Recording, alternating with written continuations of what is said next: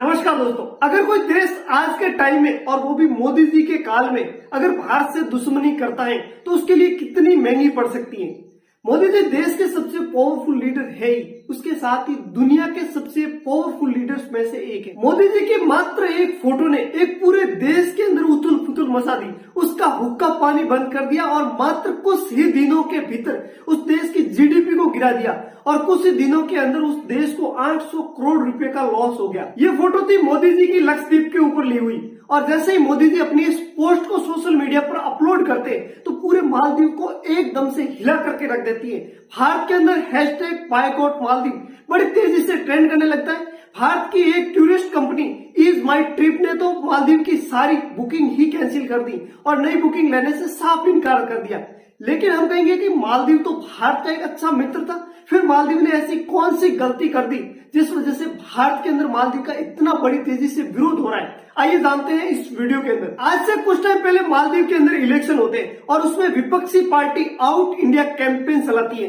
और इस कैंपेन के चलते वो विपक्षी पार्टी जीत जाती है और अपनी सरकार बना लेती है और ये नई बनने वाली पार्टी की सरकार भारत के बजाय चाइना को ज्यादा प्रेफर करती है और वो चाइना के ज्यादा कांटेक्ट में और ऐसे में वो भारत विरोधी टाइम पर बयान देती आ रही है। आउट इंडिया कैंपेन को और ज्यादा बढ़ाने की कोशिश कर रही थी, जबकि उनको पता है कि मालदीव की निर्भरता भारत के ऊपर चाइना की बजाय कई गुना ज्यादा है। भारत ने हर एक कठिन से कठिन परिस्थिति के अंदर भी मालदीव की हेल्प करी है, चाहे वो जल संकट हो या फिर कोरोना काल जैसी महामारी। इस बड़ी महामारी के अंदर भी भारत ने मालदीव को सबसे पहले कोरोना की वैक्सीन प्रोवाइड कर दी और मालदीव की सबसे ज्यादा कमाई भी भारत से ही होती है क्योंकि मालदीव की जीडीपी टूरिज्म पर डिपेंडेंट है और भारत से ही सबसे ज्यादा टूरिस्ट मालदीव घूमने के लिए जाते हैं। और अगर पिछले साल के हम आंकड़ों को देखें तो करीब 2 लाख से ज्यादा लोग घूमने के लिए मालदीव गए थे। मालदीव के अंदर देखें तो सबसे ज्यादा टीचर भी भारतीय, सबसे ज्यादा डॉक्टर्स भी भारतीय और खाद्य सामग्री भी सबसे ज्यादा भारत से ही जाते हैं। इस बात का मोदी जी को पूरा आइडिया था कि कहीं ना कहीं मालदीव इतना भारत के ऊपर डिपेंडेंट है,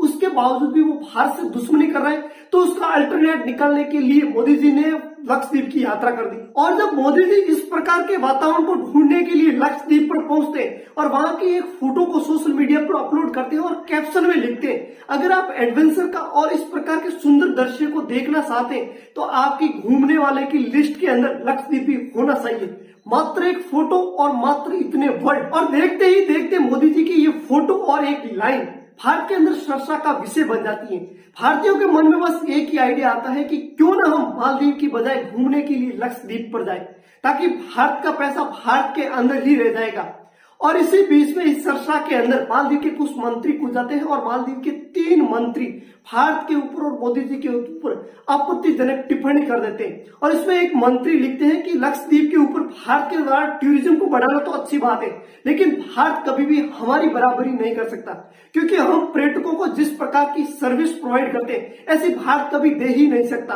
भारत के अंदर जब हम घूमने के लिए जाते हैं तो वहां पर इतनी सफाई हमें देखने को नहीं मिलेगी और भारत के कमरों से जब हम बाहर निकलते हैं तो वहां पर बदबू आती है।